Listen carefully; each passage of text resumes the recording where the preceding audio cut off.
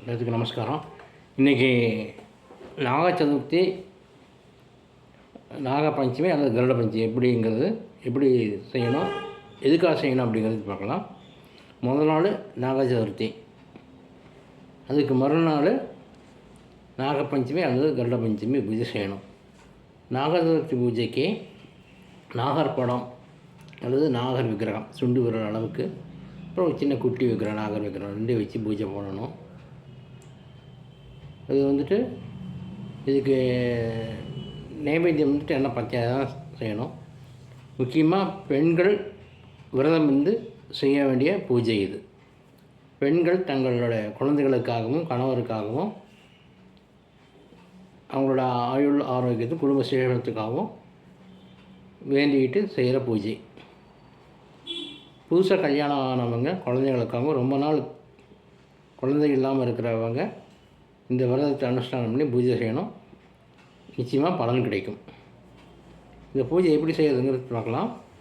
நாகசதுர்த்தி பூஜைக்கு பெண்கள் விரதம் இருக்கணும். காலையில் எதுவுமே சாப்பிடக்கூடாது, அன்றைக்கி ஃபுல்லுமே எதுவுமே சாப்பிடக்கூடாது, உப்பு காரம்லாம் சேர்க்கக்கூடாது. ரொம்ப எளிமையான பலகாரங்கள் தான் எடுத்துக்கணும். சக்கரை பொங்கல் இல்லைன்னா கேசரி இந்த மாதிரி தான் செஞ்சு சாப்பிட்ணும். அபிஷேகம் பண்ணணும், விக்கிரகத்துக்கு அபிஷேகம் பண்ணணும், பால் அபிஷேகம் பண்ணணும். அப்புறம் ஜலம் விட்டுட்டு அபிஷேகம் பண்ணணும், ஜலத்தில் அபிஷேகம் பண்ணணும். பண்ணிவிட்டு சுத்தம் பண்ணிவிட்டு மல்லிப்பூ முல்லைப்பூ இந்த மாதிரி பூ கதம்பத்தொடர் இந்த மாதிரி சாத்தணும். தாளம்பூ கண்டிப்பாக சேர்த்தணும் பூஜையில். அப்புறம் மஞ்சள் தடவின பஞ்சு வஸ்திரம், கஜ வஸ்திரம்னு சொல்லுவாங்க, அதை சாத்தணும். குங்குமம் சேர்க்கக்கூடாது. மஞ்சள் கலந்த தட்டில் தீபத்தை வச்சு ஆரத்தி காய்க்கணும். குங்குமம் கலக்கக்கூடாது ஆரத்தியில். மஞ்சள் கலந்த மஞ்சளில் ஜலம் விட்டு கலந்து அதில் தீபம் வச்சு ஆரத்தி எடுக்கணும். அப்புறம் ஒரு பலகையில் நாகரம் வரையணும், பெருசாக ஒன்று சின்னது ஒன்று. இது எப்படின்னா வீட்டுக்குள்ளே போகிற மாதிரி, நாகர் வீட்டுக்குள்ளே போகிற மாதிரி வரையணும். அதுக்கும் பூஜை செய்யணும். ஜலம் வேணும், ஃபஸ்ட்டு ஜலம் விடணும், பால் விடணும், அப்புறம் ஜலம் விடணும், அப்புறம் மஞ்சள் பொட்டு வைக்கணும்.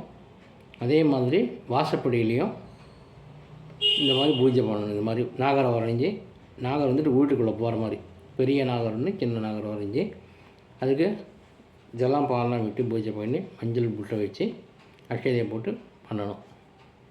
அப்புறம் கற்பூர ஆரத்தி காமிக்கணும் பூஜை பண்ணி. இது நாக சதுர்த்தி அன்னைக்கு பண்ணுற பூஜை. அதே மாதிரி இதுக்கு நைவேத்தியம் என்னன்னு கேட்டிங்கன்னா, இந்த பூஜைக்கு எள்ளு, பச்சையான எள்ளு, வெல்லம் ரெண்டு கலந்து நைவேத்தியம் வைக்கணும். அப்புறம் பழம், வெத்தலை பாக்கெல்லாம் வச்சு வைக்கணும். வேறு வறுக்கக்கூடாது. முக்கியமாக அன்றைக்கி நாக சதுர்த்தி அன்றைக்கி எந்த சமையல் பொருட்களையும் வறுக்கக்கூடாது. வறுக்காமல் தான் செய்யணும் ஆகாரங்களை. அன்றைக்கி சமையலில் எதுவுமே வறுக்கக்கூடாது, வறுத்து எதுவும் சாப்பிடக்கூடாது. ரொம்ப சுத்தமாக பண்ணணும், மடியாக பண்ணணும். அவ்வளோ பவர் ஜாஸ்தி. நாகதோஷம் போக்குறது. ரொம்ப மடி இருக்கணும், சுத்தமாக செய்யணும். இது பெண்கள் கண்டிப்பாக அவசியம் செய்யணும். இந்த பூச்சியை செஞ்சால் நல்லா குடும்பக்ஷேமம் உண்டாகும். குழந்தைகள் நல்லா இருப்பாங்க. குழந்தை இல்லாதவர்களுக்கு குழந்தை பாக்கியம் ஏற்படும் நாக சதுர்த்தி. அதே மாதிரி மறுநாள் நாக பஞ்சமி அல்லது கருட பஞ்சமி அப்படின்ட்டு அன்றைக்கும் இதே மாதிரி தான். நாக பஞ்சமி அல்லது கருட பஞ்சமி அன்றைக்கி பழத்துக்கு விக்கிரகங்களுக்கும் முதல் நாள் செஞ்ச மாதிரியே தான் பால் அபிஷேகம் பண்ணி ஜலம் விட்டு குங்குமம் போட்டு வச்சு, இன்றைக்கி நாக பஞ்சமி அன்றைக்கும் கருட பஞ்சமி அன்றைக்கி குங்குமம் சேர்க்கலாம். குங்குமம் கலந்த தண்ணியில் பஞ்சு வஸ்திரம் செய்யணும். குங்கும ஆரத்தி தான் எடுக்கணும். குங்குமத்தில் தண்ணி கரைச்சி அதில் விளக்கு வச்சு ஆரத்தி எடுக்கணும். தாளம்பு வச்சு இப்போ மறுநாள் அதாவது நாக பஞ்சமி அன்றைக்கி நாகரை வெளியில் போகிற மாதிரி வரையணும். முன்னாடி பலகையில் வீட்டில் உள்ளே போகிற மாதிரி வரைஞ்சிட்டு மறுநாள் நாகப்பஞ்சமி அன்றைக்கி வெளியில் வர மாதிரியும் வரையணும். அதே மாதிரி வீட்டு வாசப்படியிலையும் அதே மாதிரி தான் நாகரம் வந்துட்டு வெளியில் போகிற மாதிரியும் வரையணும். ஒரு பெரிய நாகரம்னு குட்டி நாகரம்னு வச்சு எல்லாருமே பூஜை பண்ணணும். இன்றைக்கி வீட்டில் இருக்கிற அத்தனை பேரும் பூஜை பண்ணணும். குழந்தைங்க பெரியவங்க அத்தனை பேருமே பூஜை பண்ணணும். ஃபஸ்ட்டு ஜலம் நாகர் விற்கிறதுக்கு ஜலம் வேணும், பால் ஊற்றணும், மறுபடியும் ஜலம் வேணும். அந்த வரைஞ்ச நாகர் இதுக்கு பறையில் வரைஞ்சதுக்கு அதுவும் பூஜை பண்ணணும். தலைப்பகுதி வால் பகுதியிலையும் பூஜை பண்ணணும். ஜலம் வேணும், பால் வேணும், ஜலம் வேணும், அக்ஷய பண்ணணும், குங்குமம் போட்டு வைக்கணும். மஞ்சள் குங்குமம் போட்டு வச்சு பூ வச்சு நமஸ்காரம் பண்ணிக்கணும். அதே மாதிரி வெளியில் வாசப்படியிலும் அதே மாதிரி தான் பூஜை பண்ணணும். பூஜை பண்ணி நைவேத்தியம் வைக்கணும். நைவேத்தியம் இதுக்கு வந்துட்டு வறுக்கலாம். எள்ளு வறுத்து முதல் நாள் நாக சதுர்த்தி அன்றைக்கி எள்ளு வறுக்க விட பச்சையாகவே கலந்து வெள்ளத்தில் சேர்த்து பண்ணணும். நாகப்பஞ்சமி அதாவது கருட பஞ்சமி அன்றைக்கி வந்துட்டு வறுக்கலாம். வறுத்து வெல்லம் சேர்த்து நைவேத்தியம் பண்ணணும். பணம் வெத்தலை பார்க்க நைவேத்தியம் வைக்கலாம். இது வந்துட்டு கருடர் விக்கிரகம் இருந்தால் கருடனையும் வச்சு செய்யலாம். எதுக்குன்னு கேட்டால் நாகப்பஞ்சமி எதுக்கு பண்ணுறதுன்னா அது தாற்பயம் என்னன்னு கேட்டிங்கன்னா, பெண்கள் அவருடைய சகோதரர்கள் நல்லா இருக்கணும், தீர்காயுடாக இருக்கணும், க்ஷேமமாக இருக்கணும் அப்படின்னு மனஸ்பூர்த்தியாக பிரார்த்தனை பண்ணிட்டு செய்கிறது. அவங்களுக்காக சகோதரர்களுக்காக உண்டானது கருட பஞ்சமி பூஜை. அதாவது நாகப்பஞ்சமி அல்லது கருட பஞ்சமி பூஜை சகோதரர்கள் க்ஷேமத்திற்காக உண்டானது. அவங்களுக்கு தட்சணை கொடுக்கணும். ஏதாவது முடிஞ்ச அளவுக்கு அவங்களுக்கு கொடுத்து அவங்கள ஆசீர்வாதம் பண்ணணும். அதே மாதிரி சகோதரர்களும் சகோதரிகளுக்கு பூஜை பண்ணவங்களுக்கு அவங்களுக்கு முடிஞ்சலாம் ஏதாவது ஒன்று கொடுக்கணும். அதாவது சகோதரருடைய சகோதர சகோதரிகள் அவர்களுக்கு இடையே உள்ள ஒற்றுமையாக இருக்கணும் அப்படிங்கிறதுக்கு ஒரு தாற்பயத்துக்கு இந்த பூஜையை பண்ணுறது, க்ஷேமமாக இருக்கணும் அப்படிங்கிறதுக்காக. அதனால் அன்றைக்கி வந்துட்டு எல்லாமே சாப்பிட்லாம். ஆனால் நாக சதுர்த்தி அன்றைக்கி கண்டிப்பாக விரதம் இருக்கணும். நாகப்பஞ்சமிக்கு விரதம் அனுஷ்டானம் கிடையாது. காலைல பூஜை செய்கிற வரைக்கும் விரதம் இருந்து பூஜை பண்ணணும். அதுக்கப்புறம் சாப்பிடணும். பூஜை முடிஞ்சதுக்கப்புறம் இந்த செம்மண் இருக்கு இல்லையா, செம்மண்ணை தண்ணியில் கலக்கி களிமண் அதை வந்துட்டு கலக்கி அந்த நாக விக்கிரகம் இருக்குல்ல அதுக்கு பின்னாடி வச்சிடணும். பூஜையெல்லாம் முடிஞ்சதுக்கப்புறம் அந்த பிரசாதத்தை எல்லாத்துக்கும் கொடுக்கணும். கொடுத்து வீட்டில் இருக்கிற உறுப்பினர்கள் எல்லாருமே, வீட்டில் இருக்கிறவங்க எல்லாருமே அதை வந்துட்டு தொப்புளில் வச்சுக்கணும், முதுகில் வச்சுக்கணும். இது தாத்பரியம் இந்த பூஜையை செய்கிறதுங்கிறது. பூஜையில் கண்டிப்பாக தாளம்பூ சேர்க்கணும் அன்றைக்கி. இது ரொம்ப விசேஷமான பூஜை, சிம்பிளான பூஜை. பூஜை முடிச்சுட்டு அன்றைக்கி காலையில் சீக்கிரமாக எழுந்திரிச்சு இல்லை பூஜை வீட்டில் செய்கிறதுக்கு முன்னாடியே கூட கோயிலுக்கு போய் அரசமர விநாயகர் நாகர் இருப்பாங்க. அரசமர விநாயகருக்கும் நாகருக்கும் ஜலம் விட்டு பாலை ஊற்றி மறுபடியும் ஜலம் விட்டு 2 புஷ்பம் வச்சுட்டு அரசமரத்தை பிரதட்சணம் வந்துட்டு நமஸ்காரம் பண்ணி பிரார்த்தனை பண்ணிட்டு வரலாம். இது ரொம்ப முக்கியம். இது செய்யணும். இது எல்லாருமே அனுஷ்டானம் பண்ணணும். வீட்டில் இருக்கவங்க கண்டிப்பாக அனுஷ்டானம் பண்ணணும். ரொம்ப நல்லது. வீட்டு சுபிஷம் நாகதோஷம் போக்கும். இது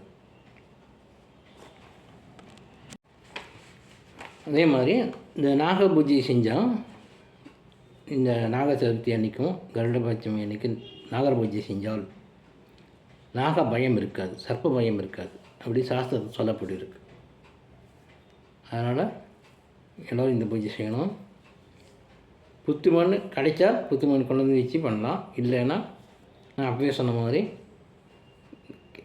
செம்மண் இருக்கு இல்லையா, களிமண் அந்த தண்ணியில் கரைச்சி அந்த பூஜை பண்ணுற நாகத்துக்கு பின்னாடி வச்சு பூஜையெல்லாம் முடிஞ்சதுக்கப்புறம் வீட்டில் இருக்கிறவங்கெல்லாம் அதை எடுத்து தொப்புள்ள வச்சுக்கணும், பின்னாடி முதுகில் வச்சுக்கணும்.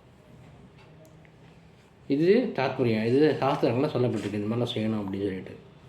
அதனால் எல்லாருமே இந்த நாக சதுர்த்தி கருட பஞ்சமி 2 நாள்லேயும் நாகர பூஜையை செஞ்சு எல்லோரும் சகோதரிகள் இருந்தால் அவர்களுக்கு தன்னால் இயன்ற அளவு யதாசக்தி என்ன காணிக்கை கொடுக்கணுமோ அதை கொடுத்து ஆசீர்வாதம் வாங்கலாம், அவங்கள ஆசீர்வாதம் பண்ணலாம். அதே மாதிரி வெளியூரில் இருந்தாலும் சரி அவங்களுக்கு ஃபோன்லேயே கூப்பிட்டு அவங்களுக்கு ஆசீர்வாதம் சொல்லலாம். இது கண்டிப்பாக செய்ய வேண்டும். 2 வார்த்தையே பேசணும். கூட பிறந்தவங்ககிட்ட அன்பாக பேசணும், அன்பாக ஆதரவாக பேசணும். அது ரொம்ப முக்கியம். ஏன்னா அதுக்காக தான் சகோதரர் ஒத்துமைக்காக தான் இந்த பூஜை செய்கிற நோக்கமே அதுதான், தாத்பரியமே அதுதான். அதனால் கண்டிப்பாக இதெல்லாம் செய்யணும்னு கேட்டுக்கிறேன். அதே மாதிரி இந்த பூஜை செய்கிறப்போ ரொம்ப மடியாக இருக்கணும்.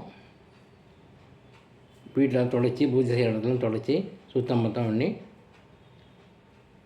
மடியாக செய்யணும். அதனால் எல்லோருமே இந்த பூஜையை செஞ்சு